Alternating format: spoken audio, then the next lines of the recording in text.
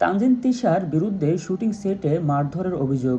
মুখ খুললেন তানজিন তিশা। ঢাকা ৪ মার্চ ২০২৬। ছোট পর্দার জনপ্রিয় অভিনেত্রী তানজিন তিশার বিরুদ্ধে শুটিং সেটে সহশিল্পীকে মারধরের গুরুতর অভিযোগ উঠেছে। অভিযোগকারী আরেক অভিনেত্রী সামিয়া অথই। মঙ্গলবার ৩ মার্চ মানিকগঞ্জে নির্মাতা রাফাত মজুমদার রিংকুর একটি নতুন নাটকের শুটিং চলাকালীন এ ঘটনা ঘটে বলে জানা গেছে। ফেসবুক লাইভে এসে কান্নায় ভেঙে পড়েন সামিয়া অথই। তিনি অভিযোগ করেছেন, দৃশ্য ধারণের সময় স্ক্রিপ্ট অনুযায়ী চরের একটি সিনে তানজিন তিশা সজোরে চর মারেন এবং খামচি দেন। এতে তার হাত ছিঁড়ে রক্ত পড়ে এবং চোখে আঘাত লাগে।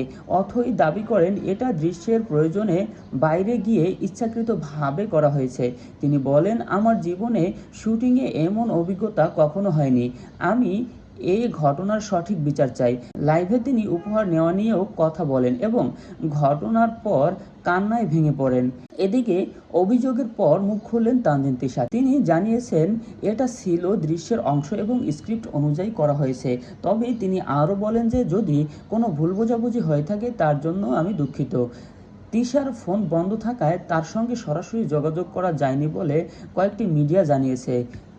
নির্মাতা রাফাত মজুমদার রিংকু এখনও এ বিষয়ে আনুষ্ঠানিক কোনো বক্তব্য দেননি। শিল্পী সমিতি এবং সংশ্লিষ্ট ফোরাম থেকে কোনো প্রতিক্রিয়া আসেনি। তবে সোশ্যাল মিডিয়ায় এ ঘটনা নিয়ে ব্যাপক আলোচনা চলছে।